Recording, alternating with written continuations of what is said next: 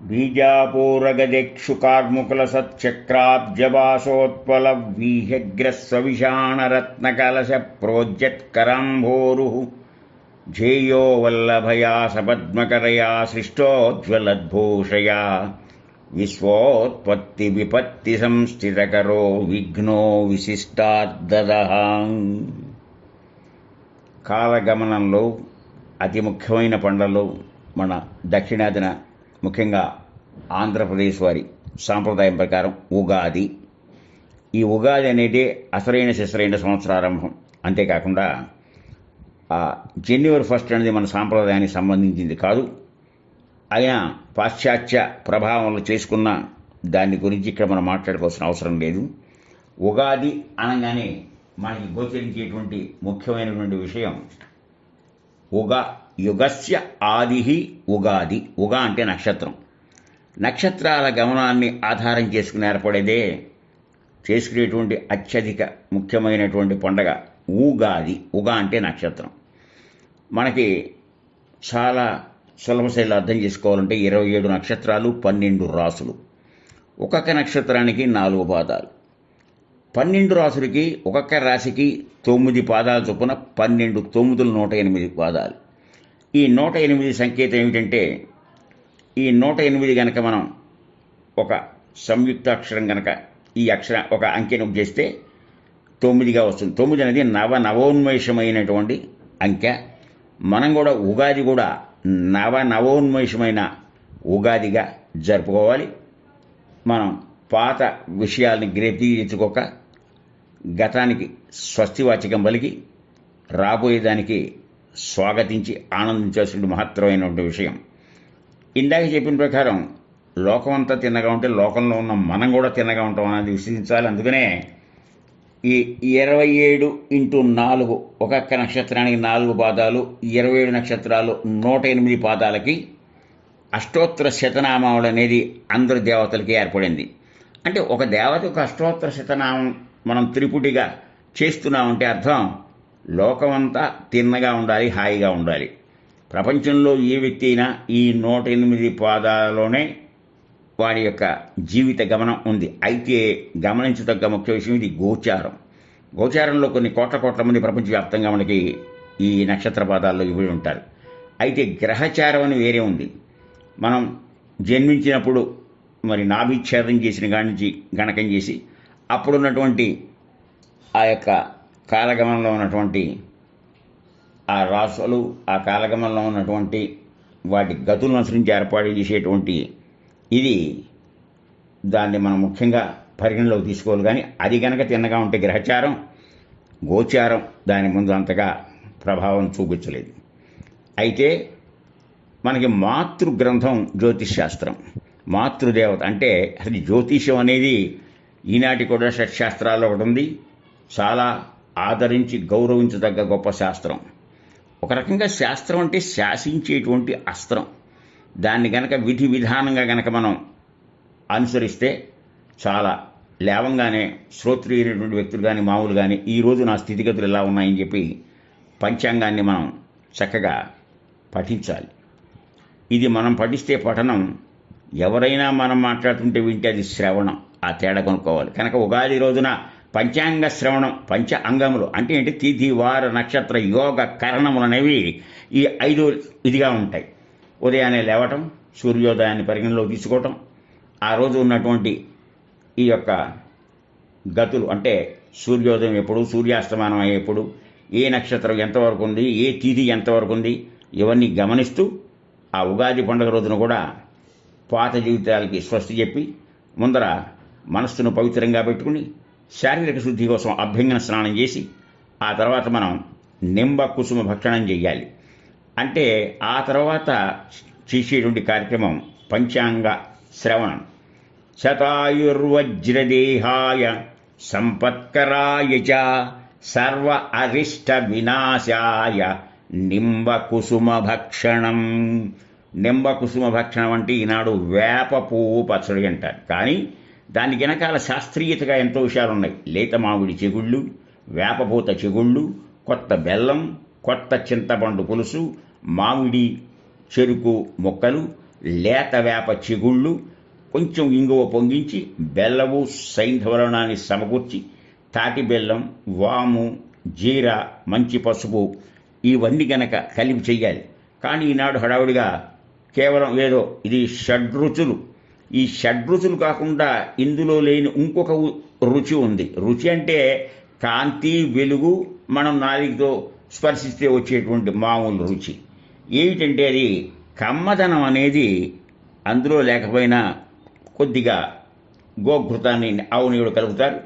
ఇలా తయారు చేసిన ఈ మిశ్రమాన్ని కనీసం వసంత నవరాత్రులు అంటే 9 రోజులైనా స్వీకరించాలి, లేకపోతే నెల రోజులైనా స్వీకరిస్తే దీనివల్ల ఆరోగ్యం చాలా శుభ్రంగా ఉంటుంది, ఆరోగ్యంగా ఉంటుంది. వాత, పిత్త, శ్లేష్మం అనేటువంటి వ్యాధుల్ని దూరం చేస్తుంది. కనుక ఇది తీసుకోవటం వల్ల శత ఆయు వస్తుంది, వజ్రదేహంగా తయారవుతుంది, అన్ని సంపత్తులను ఇస్తుంది, మనకి అన్ని అరిష్టాలు పోగొడుతుంది. ఇది నింబ కుసుమ భక్షణ యొక్క ఫలం. కానీ ఈ నింబ కుసుమ భక్షణం తయారు చేయడంలో శ్రద్ధ, తీసుకోవడంలో శ్రద్ధ, ఆ తర్వాత దేవుడికి నివేదనం చేసి నింబ కుసుమంతో చేసిన పదార్థాన్ని మనం తీసుకోవాలి. ఆ తీసుకున్న తర్వాత మనం యుగగమనం, ఈ శాస్త్రం జ్యోతిష్ శాస్త్రం 2 భాగాలు. ఒకటి ముహూర్త భాగం, మామూలుగా రాసుల యొక్క పొంతనాలు, స్థితులు, గతులు లోతుగా అధ్యయనం చేస్తే ఒక ఉపాసకుడు గనక దీని గురించి మనకు వివరంగా చెప్తే తన ఉపాసనా బలంతో వినేవాళ్ళకు కూడా చాలా మంచి చేకూరుతుంది. కానీ విస్తృతమైనటువంటి ఈనాడు ఎన్నెన్నో విషయాలు తేట తెల్లమవటం వల్ల ఈ యొక్క ప్రసార మాధ్యమాల్లో వీటి గురించి వింత వింతగా చెప్తే వారు ఎలా చెప్పారు, వీరు ఎలా చెప్పారు, ఏది అసలు అనే దాంట్లో ప్రజలు సందిగ్ధావస్థలో పడుతున్నారు. ఏదైనా సూర్యోదయ సూర్యాస్తమానాలు ప్రాంతాన్ని బట్టి తేడా వస్తాయి. ఆచారాలు అంతే. ఏ ఉన్నా ఒక పంచాంగ శ్రవణం అనేది చాలా అవసరం.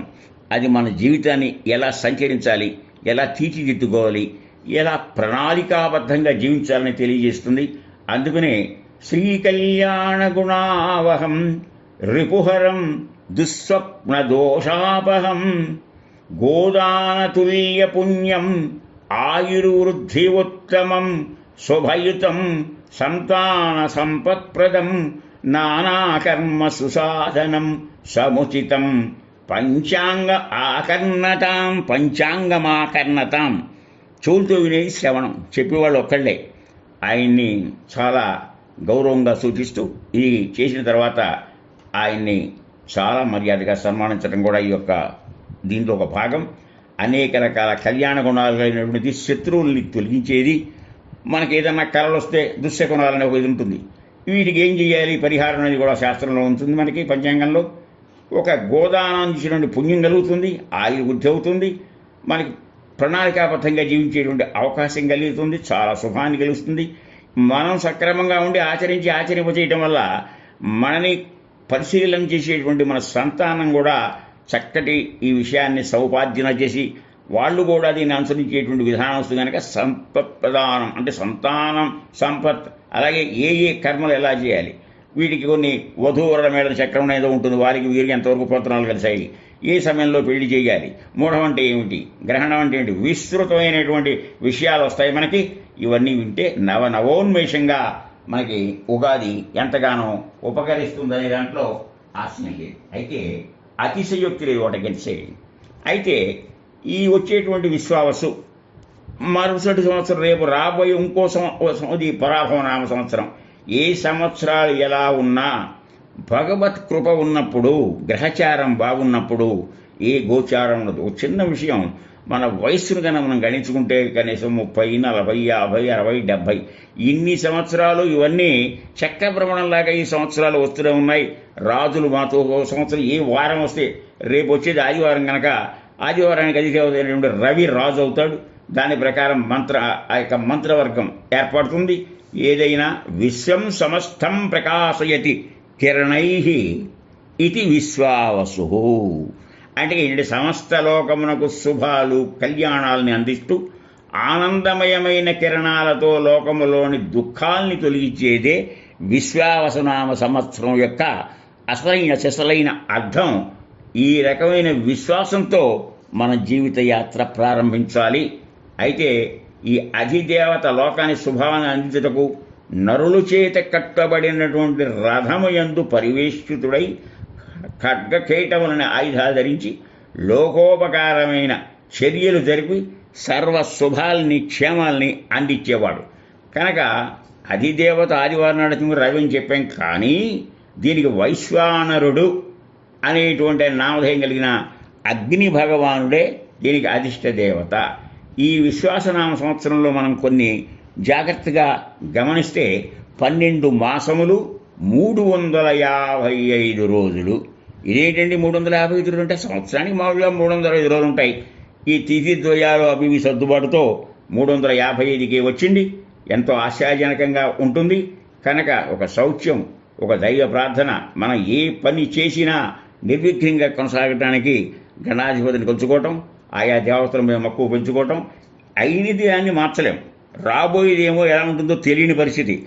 మనం ప్రస్తుతంలో జీవిస్తున్నాం కనుక ఈ ప్రస్తుతాన్ని కాలాన్ని వృధా చేయకుండా దాన్ని సరైన పంథాలో నడపడానికి ఈ పంచాంగ శ్రవణం అనేటువంటిది మనకెంతగానో ఉపకరిస్తుంది. కనుక ఈ సంవత్సరం అందరికీ, సమస్త జనానికి, సమస్త లోకులకి, మరి ప్రపంచవ్యాప్తంగా, దేశవ్యాప్తంగా, రాష్ట్రవ్యాప్తంగా, పట్టణ వ్యాప్తంగా, గ్రామ వ్యాప్తంగా, కుటుంబ వ్యాప్తంగా సర్వతోముఖాభివృద్ధి సాధిస్తూ ఆనందమైన జీవితం గడపాలని చెప్పి నేను భగవంతుని ప్రార్థిస్తూ ఉగాది యొక్క ప్రాశస్త్యం, ఉగాది యొక్క ఆవశ్యకత, ఉగాది పండుగలో విశిష్టతని చెప్పడానికి నేను నాకున్న పరిమిత జ్ఞానంతో సాహసించాను.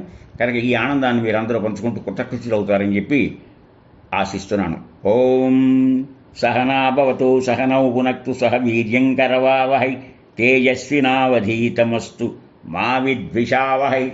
ఓం శాంతి శాంతి శాంతి. హరి ఓం.